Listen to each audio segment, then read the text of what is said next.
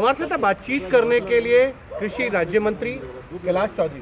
कैलाश जी, आज एक बार फिर से सरकार की तरफ से जो है वो किसान संगठनों को कहा गया है कि बातचीत के लिए आप आइए, जो भी आपके समस्याएं हैं, जिन भी बिंदुओं पर आपको लगता है कि इसमें संशोधन होना चाहिए, उसको लेकर आइए। जबकि किसान संगठन ये कह रहे हैं कि वो तब तक बातचीत नहीं करेंगे जब तक तीनों बिल को वापस लेने के लिए सरकार हामी नहीं होती। ऐसा है कि किसी भी आंदोलन का निर्णय होता है वो बातचीत से ही होता है। ये इतिहास रहा है कि बातचीत से ही समाधान निकलता है और निश्चित रूप से ये जो बिल है वो किसान को आज़ादी देने वाले बिल है। किसान स्वयं लंबे समय से इस बात की मांग करता है, किसान संगठन ये कहता है कि हमें कब आज़ादी मिलेगी, कब हमें बिचौलियों से मुक्ति मिलेगी, कब मनचाही रेट के ऊपर अपने फसल को हम बेच पाएंगे और मनचाही स्थान पर बेच पाएंगे। तो ये बिल है वो किसान को आज़ादी देने वाले बिल हैं और इस बिल का पूरे देश के अंदर समर्थन किया जा रहा है। हमारे अच्छा बिल है तो फिर किसान क्यों विरोध कर रहे हैं? मैं ये कह रहा हूँ कि देश के अंदर किसान है वो धन्यवाद भी हमारे प्रधानमंत्री जी को दे रहे हैं, या आकर मंत्रालय के अंदर संगठन है किसान संगठन को धन्यवाद दे रहे हैं, तो वो भी तो किसान है। और वो कह रहे हैं कि अगर इन बिलों को, अगर आपने ये जो कानून है उनको वापस ले लिया तो हम आंदोलन करेंगे। तो ये उनका ये कहना है कि ये बिल है वो हमारे हित के लिए बने, हमारी मांग थी और वो पूरी हुई है। लेकिन जो बॉर्डर के ऊपर बैठे किसान हैं उनको अगर कोई शंका है या उनका समाधान करने की आवश्यकता है, उसके लिए भारत सरकार तैयार है। भारत सरकार निश्चित रूप से वार्ता के लिए हमने पत्र लिखे हैं, बार बार पत्र लिखे हैं, आगे भी हम बिल्कुल आज भी हमने लिखा है कि आप आइए, बैठिए, जो आपको इसमें कोई ऐड करवाना या कुछ जुड़वाना है या आपको कोई शंका है तो उसका समाधान हो। जहाँ तक मैं देख रहा हूँ कि ये लोग ये यहाँ तक कुछ कहते हैं कि ज़मीन हथिया ली जाएगी, ज़मीन से संबंधित इसमें कोई शब्द ही नहीं है।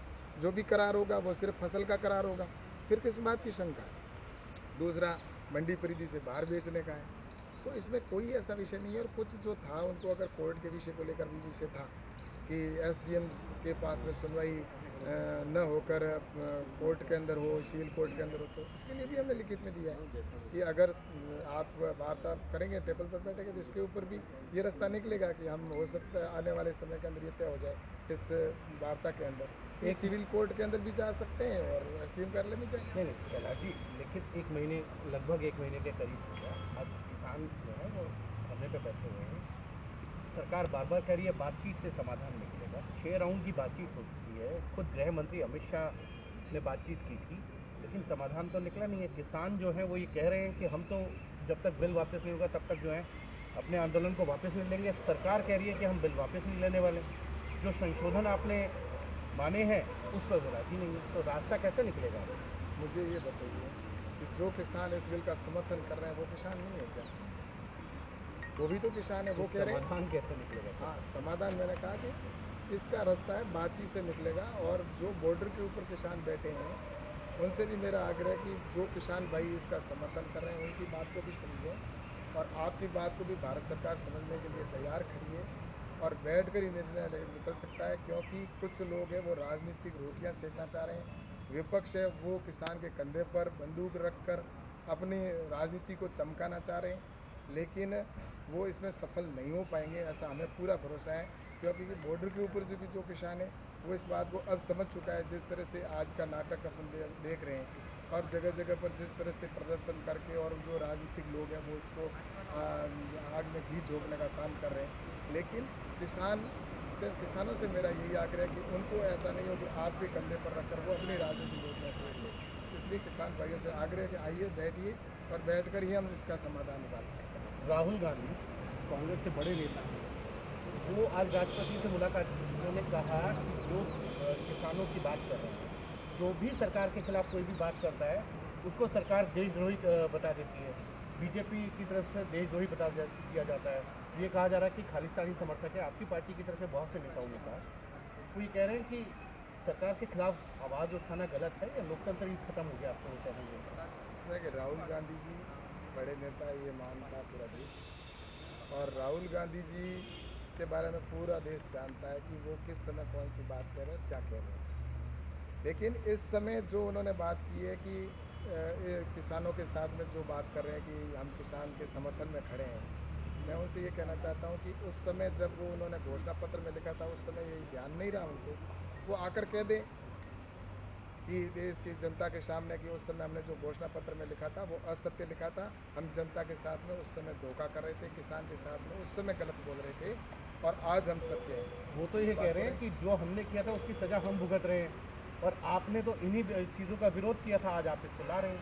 ऐसा है कि हमने सुषमा स्वराज जी का भाषण है। हमने चुनावी घोषणा पत्र के अंदर जो ये बात लिखी थी, उन घोषणा पत्र के आधार पर ही और जनता की मांग के ऊपर ही इन बिलों को लाए और निश्चित रूप से ये किसानों के हित के बिल। एक सवाल और है, राहुल गांधी कह रहे हैं कि ज्वाइंट सेशन बुलाया जाए संसद का और तीनों कानूनों को वापस किया जाए। ऐसा है कि ये बिल है वो किसान के हित के बिल है और उनको जो विषय था उनको सदन के अंदर उस समय तो वो विरोध कर नहीं पाए, न संसद के अंदर वो आकर बिल के ऊपर एक शब्द बोले। आज उनको किसान याद आ रहे हैं।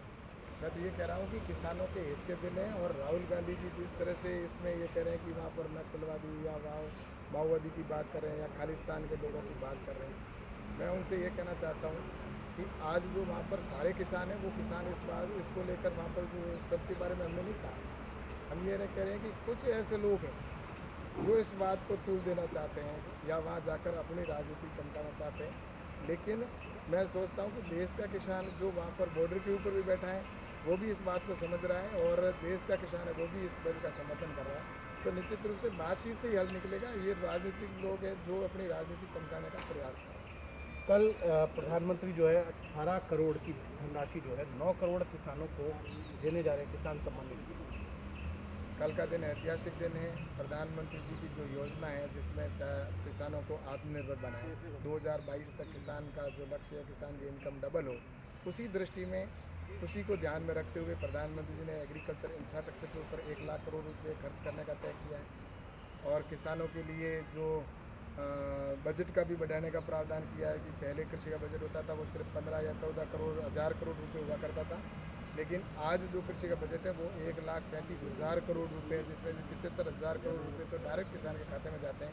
इसी को ध्यान में रखते हुए 10,000 FPO बनेंगे और एग्रीकल्चर के अंदर हम आने वाले समय नए रिफॉर्म खड़े कर सकें। इस दृष्टि से किसानों के लिए ये जो कल 18,000 करोड़ रुपए किसानों के खाते में जो लगभग 9 करोड़ किसानों के खाते के अंदर ये पैसा जाएगा, एक बटन दबाकर डायरेक्ट किसान को बेनिफिट मिलेगा। तो ये कल का दिन है वो निश्चित रूप से ऐतिहासिक है और किसानों को आत्मनिर्भर बनाने के लिए भारत सरकार का निरंतर प्रयास कर रही है।